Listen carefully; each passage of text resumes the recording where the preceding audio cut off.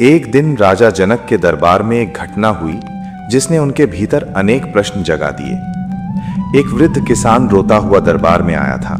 उसके कपड़े फटे हुए थे, आंखों में निराशा थी और आवाज कांप रही थी। उसने हाथ जोड़कर कहा, राजन, मैंने जीवन भर किसी का बुरा नहीं किया, किसी का धन नहीं छीना, किसी को धोखा नहीं दिया, फिर भी मेरी फसल नष्ट हो गई।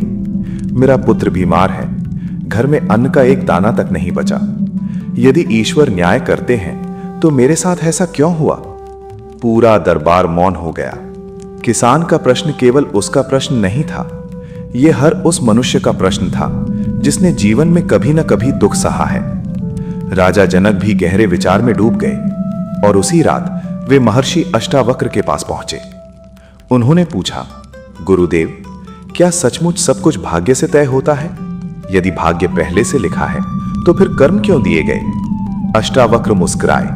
उन्होंने कहा, राजन, मनुष्य का सबसे बड़ा भ्रम यही है कि वो भाग्य और कर्म को दो अलग चीजें समझता है, जबकि वास्तव में दोनों एक ही वृक्ष की दो शाखाएं हैं। जनक ध्यान से सुनने लगे। अष्टावक्र बोले, राजन, आज जो भाग्य दिखाई दे रहा है वो कल के कर्मों का परिणाम है, और आज जो कर्म किए जा रहे हैं वही कल का भाग्य बनेंगे।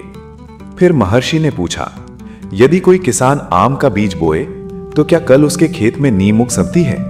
जनक बोले, नहीं गुरुदेव। अष्टावक्र ने कहा, ठीक वैसे ही कर्म बीज हैं और भाग्य उनका फल है। लेकिन फिर वे रुक गए और बोले, परंतु यहां एक ऐसा रहस्य है जिसे अधिकांश लोग समझ नहीं पाते। जनक उत्सुक हो उठे, कौन सा रहस्य गुरुदेव? अष्टावक्र बोले, बीज बोया जा चुका हो तब भी खेत की देखभाल वर्तमान में करनी पड़ती है। यदि खेत को पानी मिले, सुरक्षा मिले तो फल बेहतर होंगे, और यदि उपेक्षा हो तो वही बीज कमजोर परिणाम देगा। इसी प्रकार अतीत का कर्म परिस्थिति देता है, लेकिन वर्तमान का कर्म तय करता है कि उस परिस्थिति का उपयोग कैसे होगा। जनक के मन में पहली बार कुछ स्पष्टता आई, लेकिन एक नया प्रश्न भी जन्म ले चुका था।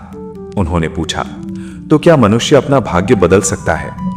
अष्टावक्र ने उत्तर देने के बजाय एक कथा सुनानी शुरू की। बहुत समय पहले एक नगर में दो मित्र रहते थे। दोनों का जन्म एक ही दिन हुआ था। दोनों एक ही गांव में पले बढ़े थे और संयोग से दोनों की जन्म कुंडली भी लगभग समान थी। एक दिन नगर के प्रसिद्ध ज्योतिषी ने दोनों को देखकर कहा, तुम दोनों के जीवन में कठिन संघर्ष लिखा है। धन की कमी होगी और लोग तुम्हारा सम्मान भी नहीं करेंगे। पहला युवक ये सुनकर टूट गया। उसने सोचा, जब सब पहले से तय है तो प्रयास करने का क्या लाभ? धीरे धीरे उसने मेहनत छोड़ दी, नई चीजें सीखना छोड़ दिया। हर असफलता के लिए भाग्य को दोष देने लगा। कुछ वर्षों बाद उसका जीवन सचमुच दुखों से भर गया। लेकिन दूसरा युवक अलग था। उसने सोचा, यदि कठिनाई लिखी है तो मैं उससे लड़ूंगा। वो हर दिन थोड़ा थोड़ा सीखता रहा, गलतियों से सीखता रहा, गिरता, उठता, फिर चलता रहा। समय बीता और वही युवक सम्मानित भी हुआ और सफल भी। अष्टावक्र ने पूछा, राजन, दोनों का प्रारंभ समान था, फिर अंत अलग क्यों हुआ? जनक बोले, क्योंकि एक ने हार मान ली और दूसरे ने कर्म करना नहीं छोड़ा। अष्टावक्र मुस्कुराए, यही उत्तर है। भाग्य प्रारंभ दे सकता है, लेकिन अंत अक्सर कर्म तय करते हैं। फिर महर्षि ने एक और उदाहरण दिया। उन्होंने कहा, मान लो दो यात्रियों को एक ही नाव मिली। नदी में तेज धारा भी है। पहला व्यक्ति चप्पू छोड़ देता है और कहता है, जहां भाग्य ले जाएगा वहीं जाऊंगा। दूसरा व्यक्ति पूरी शक्ति से नाव चलाता है। दोनों एक ही नदी में हैं, लेकिन दोनों का गंतव्य अलग होगा। धारा भाग्य है और चप्पू कर्म। जो केवल धारा पर छोड़ देता है वो बह जाता है। जो चप्पू चलाता है वो दिशा भी बदल सकता है। राजा जनक अब और अधिक गंभीर हो चुके थे, लेकिन उनके मन में अभी भी एक प्रश्न था। उन्होंने पूछा, गुरुदेव, फिर कुछ लोग जन्म से ही दुख में क्यों आते हैं और कुछ जन्म से ही सुख में? अष्टावक्र ने पास जलते दीपक की ओर देखा, फिर बोले, ये दीपक अभी जल रहा है, लेकिन इसका तेल पहले डाला गया था। आज जो प्रकाश दिखाई दे रहा है उसका कारण अतीत है। ठीक वैसे ही वर्तमान जीवन में जो परिस्थितियां दिखाई देती हैं उनके पीछे भी अनेक पुराने कर्म होते हैं। लेकिन ध्यान रहे, दीपक का तेल अतीत हो सकता है, पर लौ वर्तमान में जल रही है और लौ को संभालना वर्तमान का कार्य है। इतना कहकर महर्षि कुछ क्षण शांत हो गए, फिर बोले, लेकिन राजन, यहां लोग एक और भूल करते हैं। वे हर दुख को दंड समझ लेते हैं, जबकि हर दुख दंड नहीं होता। जनक ने पूछा, तो फिर दुख क्या होता है? अष्टावक्र बोले, कभी कभी दुख शिक्षक होता है। जो बात सुख हमें वर्षों में नहीं सिखाता, वही बात दुख कुछ दिनों में सिखा देता है। कई लोग सफलता से नहीं बदलते, लेकिन एक कठिन अनुभव उनके जीवन की दिशा बदल देता है। उन्होंने एक कहानी सुनाई। एक युवक था, उसे अपने धन पर बहुत घमंड था। वो लोगों को छोटा समझता था, गरीबों का उपहास करता था। फिर एक दिन व्यापार में भारी नुकसान हुआ। उसने सब कुछ खो दिया। शुरुआत में उसे लगा कि जीवन समाप्त हो गया, लेकिन उसी कठिन समय में उसने पहली बार दूसरों का दर्द समझा, पहली बार विनम्रता सीखी, पहली बार दूसरों की सहायता की। वर्षों बाद उसने कहा कि जिस घटना को मैं अपने जीवन का सबसे बड़ा दुर्भाग्य समझता था, वही मेरे जीवन का सबसे बड़ा शिक्षक निकली। अष्टावक्र बोले, देखा राजन, कभी कभी दुख हमें तोड़ने नहीं, जगाने आता है। कुछ क्षणों तक गहरा मौन छाया रहा। राजा जनक अष्टावक्र के शब्दों पर विचार कर रहे थे।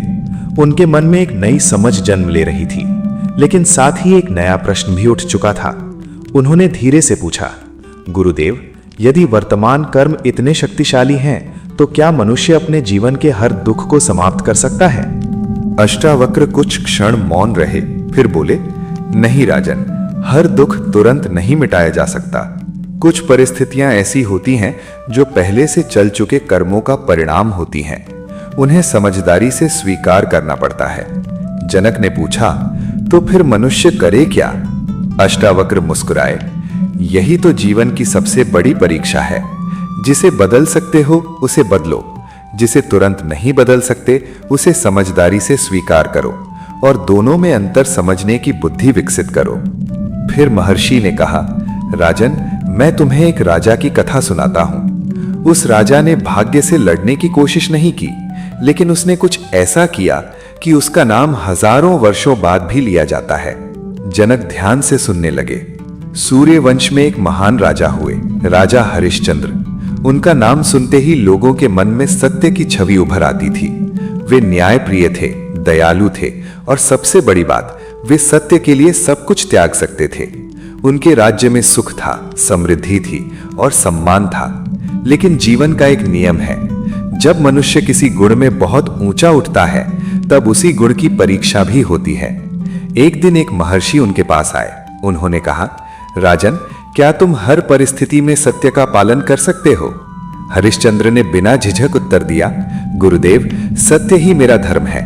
महर्षि ने कहा, तो फिर मुझे अपना राज्य दान में दे दो। पूरा दरबार स्तब्ध रह गया, लेकिन हरिश्चंद्र ने एक पल भी विचार नहीं किया। उन्होंने अपना राज्य दान कर दिया। सिंहासन चला गया, महल चला गया, वैभव चला गया और वे साधारण मनुष्य बन गए। जनक ध्यान से सुन रहे थे। अष्टावक्र बोले, राजन, यही अधिकांश लोग टूट जाते। वे कहते, इतना धर्म किया फिर भी मेरे साथ ऐसा क्यों हुआ? लेकिन हरिश्चंद्र ने ऐसा नहीं कहा। उन्होंने परिस्थिति को दोष नहीं दिया, उन्होंने अपने धर्म को नहीं छोड़ा। कुछ समय बाद उन्हें अपनी पत्नी और पुत्र से भी अलग होना पड़ा। वे स्वयं शमशान में काम करने लगे। जो कभी राजा थे, वे अब अंतिम संस्कार का कर लेने वाले सेवक बन गए। कल्पना करो राजन, जिस व्यक्ति के आदेश पर हजारों सैनिक चलते थे, वही अब दिन भर चिताओं के बीच खड़ा रहता था। धुआं, राख, आंसू और मृत्यु, यही उसका संसार बन चुका था। फिर एक रात उनके जीवन की सबसे कठिन परीक्षा आई। घोर वर्षा हो रही थी, आकाश में बिजली चमक रही थी और उसी समय उनकी पत्नी अपने मृत पुत्र का शरीर लेकर शमशान पहुंची।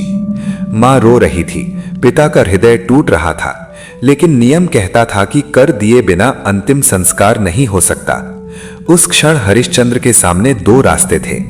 पहला भावनाओं के आगे झुक जाना, दूसरा सत्य पर अडिग रहना। उन्होंने दूसरा मार्ग चुना। अष्टावक्र ने जनक की ओर देखा, फिर पूछा, राजन बताओ, उस रात हरिश्चंद्र का सबसे बड़ा बल क्या था? जनक कुछ देर सोचते रहे, फिर बोले, आत्मबल। अष्टावक्र मुस्कुराए, सही कहा। भाग्य ने उनसे राज्य छीन लिया, धन छीन लिया, सुख छीन लिया, लेकिन उनका आत्मबल नहीं छीन सका। यही अंतर है। भाग्य बाहर की चीजों को प्रभावित करता है, लेकिन भीतर की शक्ति को तभी प्रभावित कर सकता है जब मनुष्य स्वयं अनुमति दे। कुछ देर बाद जनक ने पूछा, गुरुदेव, क्या इसका अर्थ है कि हर दुख पिछले जन्म का फल है? अष्टावक्र ने सिर हिलाया, नहीं राजन, यही लोग सबसे बड़ी भूल करते हैं। हर घटना को केवल पिछले जन्म से जोड़ देना भी अज्ञान है। कई घटनाएं वर्तमान कर्मों से बनती हैं, कई घटनाएं दूसरों के कर्मों से जुड़ी होती हैं, और कुछ घटनाएं आत्मा को परिपक्व बनाने आती हैं। फिर उन्होंने एक सरल उदाहरण दिया। यदि कोई व्यक्ति प्रतिदिन देर रात तक जागे, अपने शरीर का ध्यान न रखे और फिर बीमार पड़ जाए, तो क्या हर बार उसे पिछले जन्म का परिणाम कहोगे? जनक बोले, नहीं गुरुदेव, यह तो वर्तमान कर्म का परिणाम है। अष्टावक्र हंस पड़े। ठीक यही बात लोग समझ नहीं पाते। जहां वर्तमान कारण स्पष्ट है, वहां भी वे भाग्य को दोष देते रहते हैं। फिर महर्षि गंभीर हो गए। उन्होंने कहा, राजन, कर्म 3 प्रकार के होते हैं और इन्हें समझे बिना भाग्य को समझना असंभव है। जनक उत्सुक हो उठे, कृपया समझाइए गुरुदेव। अष्टावक्र बोले, पहला है संचित कर्म, असंख्य जन्मों के कर्मों का संग्रह, मानो एक विशाल भंडार। दूसरा है प्रारब्ध कर्म, उस भंडार का वो भाग जो इस जन्म में फल देने आया है। और तीसरा है वर्तमान कर्म, जो तुम अभी कर रहे हो। फिर उन्होंने एक अद्भुत उदाहरण दिया। कल्पना करो, एक धनुर्धर के पास तीरों से भरा तरकश है। पूरा तरकश संचित कर्म है। जो तीर धनुष से निकल चुका है वो प्रारब्ध है, और जो तीर अभी हाथ में है वो वर्तमान कर्म है। सबसे अधिक शक्ति उसी तीर में है जो अभी हाथ में है। जनक की आंखों में चमक आ गई। पहली बार उन्हें समझ आने लगा था कि वर्तमान इतना महत्वपूर्ण क्यों है। लेकिन तभी अष्टावक्र ने एक ऐसा प्रश्न पूछा जिसने उन्हें फिर सोचने पर मजबूर कर दिया। उन्होंने कहा, राजन, यदि वर्तमान कर्म इतने महत्वपूर्ण हैं, तो बताओ, कुछ लोग सब कुछ पाकर भी दुखी क्यों हैं और कुछ लोग लगभग कुछ भी न होते हुए भी शांत क्यों हैं? जनक के पास उत्तर नहीं था। अष्टावक्र बोले, क्योंकि सुख और शांति अलग अलग चीजें हैं। सुख परिस्थितियों से मिलता है, शांति समझ से। सुख भाग्य से मिल सकता है, लेकिन शांति केवल जागरूकता से मिलती है। फिर उन्होंने एक व्यापारी की कथा सुनाई। एक व्यापारी था, उसके पास धन था, महल था, प्रतिष्ठा थी, लेकिन रात को नींद नहीं आती थी। हर समय भय रहता था। धन चला गया तो, सम्मान चला गया तो, लोग क्या कहेंगे, भविष्य में क्या होगा। उसी नगर में एक साधारण कुम्हार रहता था। उसके पास बहुत धन नहीं था, लेकिन रात को वो गहरी नींद सोता था। सुबह मुस्कुरा कर उठता था और जीवन के प्रति कृतज्ञ रहता था। अष्टावक्र बोले, राजन, व्यापारी के पास सुख था लेकिन शांति नहीं। कुम्हार के पास सीमित साधन थे, लेकिन भीतर संतुलन था। यही कारण है कि केवल भाग्य अच्छा होना पर्याप्त नहीं, मन का सही होना भी आवश्यक है। यही अष्टावक्र गीता का वो रहस्य है जो भाग्य देखने का आपका पूरा नजरिया बदल देता है। कर्म भाग्य बनाते हैं, लेकिन आत्मज्ञान मनुष्य को भाग्य से भी ऊपर उठा देता है।